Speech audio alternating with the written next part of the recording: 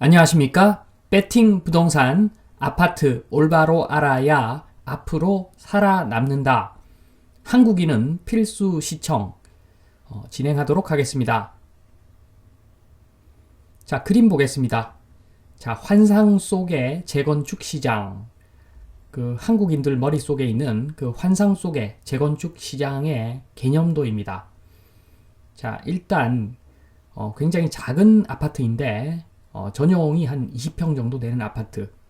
그런데 재건축을 하고 나면 전용 35평짜리를 받는데 자, 공짜로 받습니다. 공짜. 내 돈 안 들어가고 전용 20평짜리 오래된 아파트가 어느 날 갑자기 재건축하고 나니까 공짜로 전용 35평 아파트를 받게 되는 이런 구조. 자, 이게 한국인의 머릿속에 있는 그 재건축 시장입니다. 자, 그런데 그 현실 속의 재건축 시장 한번 보겠습니다. 자, 사실은 공짜로 그 아파트를 짓는 것이 아니라 땅을 팔아서 건물을 받는 그런 구조입니다. 자, 그래서 전용 20평이지만 땅 지분이 한 20평 정도 되었었는데 재건축을 하고 나면 자, 전용 35평일지는 몰라도 그 용적률이 꽉 차버려 가지고 땅 지분이 15평 정도밖에 안 되는 거죠. 자, 그래서 결론적으로는 땅을 팔아서 건물을 받는 그런 구조가 재건축 시장이다. 자, 이게 현실입니다. 자, 환상 속의 재건축 시장 2단계 한번 보겠습니다. 2단계. 지금 2단계가 진행 중인데 지금 전용 35평짜리 아파트 용적률 250%짜리죠. 자, 원래대로라면 자, 이게 공짜로 뭘 할 수 있는 그런 구조가 아닙니다. 일단은. 그런데 최근 이런 이야기가 나오죠. 자, 용적률 500% 지금 주거난이 심각하니까 공급을 극대화하기 위해서 용적률을 뭐 500%로 푼다. 이런 이야기들 요즘 많이 나오는 이야기인데 그래서 또 환상을 꿈꿉니다. 자, 전용 35평짜리 공짜로 재건축하고 나면 55평짜리 받는다더라. 자, 우리 또 돈 벌었다. 자, 아파트는 돈이고 투자용 상품이다. 이렇게 착각을 하는 것이지요. 자, 이것도 한번 실제 현실 속의 재건축 시장 한번 보겠습니다. 자, 일단은 용적률을 뭐 250%에서 500% 허용을 해준다는 가정하에 말씀을 드리면 이것은 공짜로 재건축하는 것이 아니라 사실은 이것도 땅을 팔아서 건물을 받는 구조입니다. 자, 용적률 250%일 때는 내 땅 지분이 15평 정도 되었는데 지금 재건축하고 나면 용적률이 한 500% 되면서 땅 지분이 10평 또는 그보다 작은 어떤 그런 땅 지분을 갖겠죠. 자, 그래서 자, 이러한 요즘의 그 재건축조차도 땅을 팔아서 건물을 받는 그런 구조이다라는 거죠. 자, 그리고 만약에 대한민국 전체적으로 용적률을 다 상향시켜주면 주거지역, 상업지역 의미가 없어져 버리죠. 주거지역은 상업지역이 되는 것이고 중심 상업지역은 뭐 슈퍼, 하이퍼 상업지역 돼서 그러면은 뭐 2000%, 3000% 해줘야 될 건데 자, 그렇게는 안 해줄 것 같고 자, 지금 특수한 상황에서 지금 하도 주택으로 불을 질러 놓았기 때문에 이 불을 끄기 위해서 지금 한시적으로 아마 용적률을 일부 그 지역에 한해서 용적률을 풀어줄 것 같은데 이걸 그냥 풀어주면 이게 말이 안 되는 거죠. 풀려면 다 풀어야 되는 건데 그렇게는 할 수가 없고 자, 일부만 용적률 풀어주면서 아마 개발 이익 환수도 꽤 할 겁니다. 자, 그래서 전용 35평이 뭐 전용 55평 이렇게 되는 것이 아니라 전용 35평이 한 전용 40평 뭐 이 정도 개념으로 될 것이고 이것도 역시 마찬가지로 땅 팔아서 건물 받는 그런 구조가 될 것이다.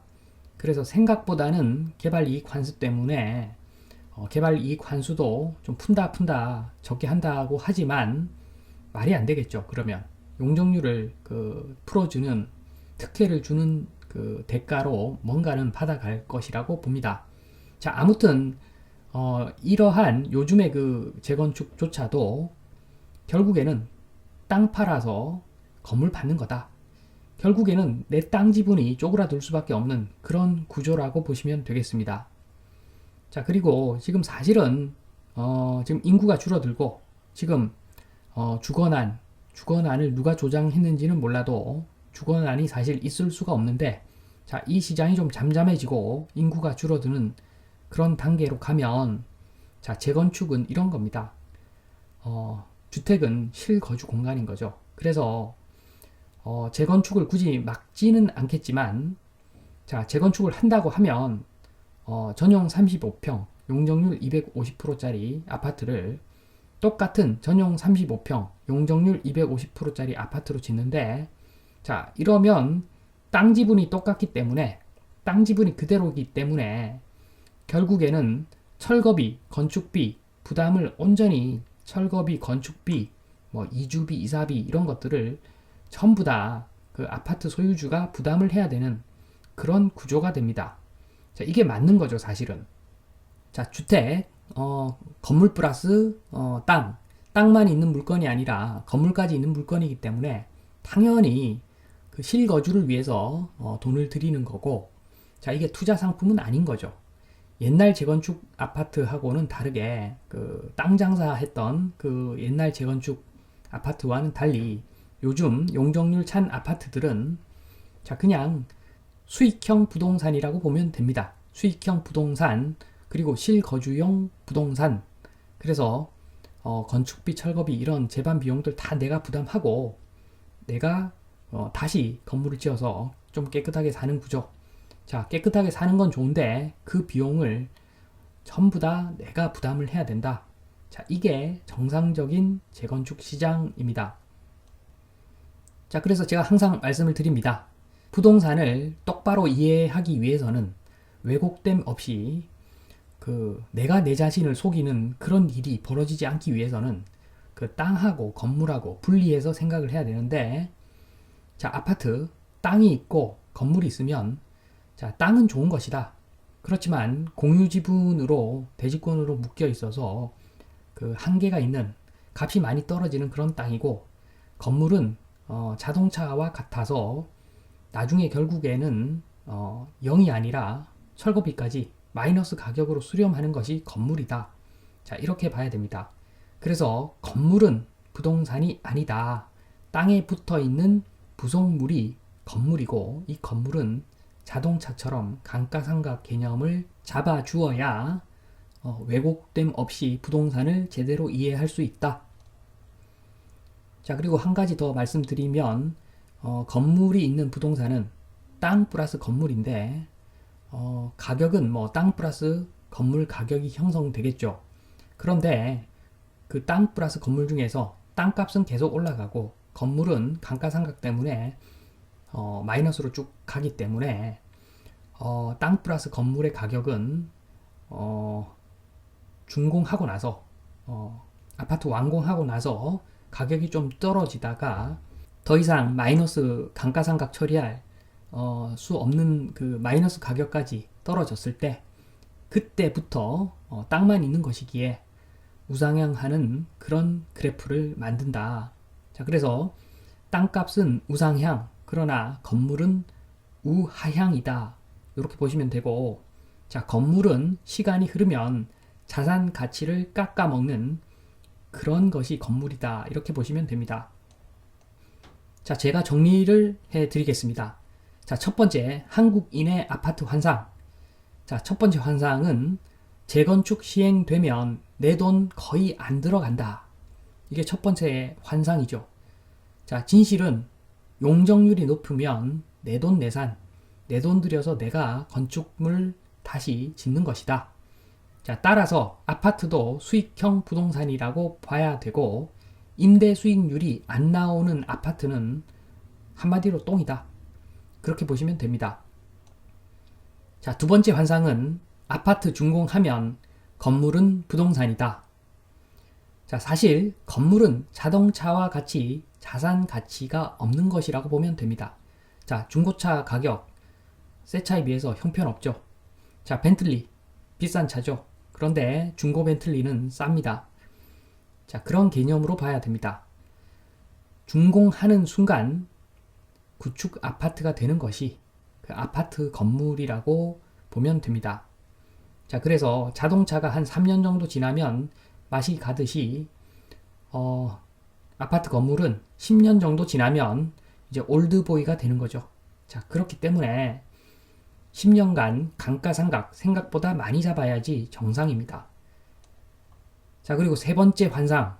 자, 30년 지나면 재건축해야 한다는 말은 좋은 의미라고 생각을 하고 사람들 기대 심리가 큰데, 자, 사실은 그 말의 의미는 건물은 정말 똥이라는 의미밖에 안 되는 겁니다. 자, 30년 지나면 재건축해야 된다.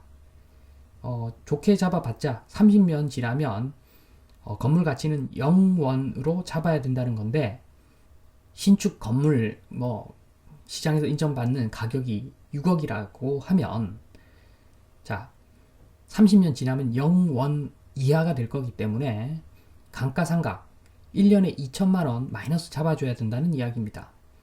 자, 이 의미는 아파트 준공하고 나면, 자, 한 달에 100만 원 이상 계속 마이너스라는 그런 의미입니다. 자, 따라서 30년 지나면 재건축해야 한다. 이 말은 아파트 건물 똥이라는 이야기밖에 안 되는 겁니다. 자, 2번 환상은 누가 심었나? 자, 토건 카르텔이겠죠. 토건 카르텔. 정치권까지 엮여가지고 몇십 년간 그렇게 해왔죠. 자, 그래서 좀 사는 나라들 중에서 대기업 건설사가 이렇게 많은 나라는 아마 중국밖에 없을 겁니다. 1인당 GDP 보면 중국보다는 우리가 잘 사는데 우리나라 대기업 건설사 너무너무 많죠. 자, 그래서 대기업 건설사도 고평가되어 있고 아파트도 고평가되어 있고 지금 문제가 있는 상황이라고 봅니다.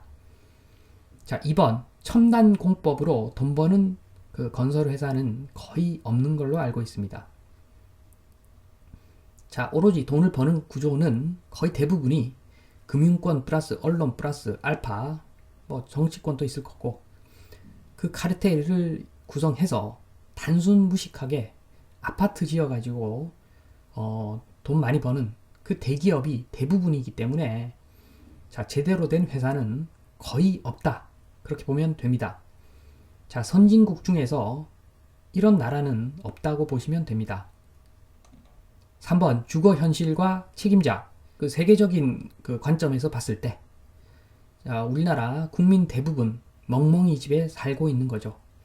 땅 지분 15평, 10평 이런 그 집에 산다는 것은 그게 거의 멍멍이 집 수준인데, 자, 홍콩 같이 도시 국가 개념의 그 좁은 지역, 정말 땅이 좁아서 어쩔 수 없이 멍멍이 집 사는 것, 그건 이해가 되는데, 우리나라는 생각보다는 땅이 넓습니다. 생각보다는.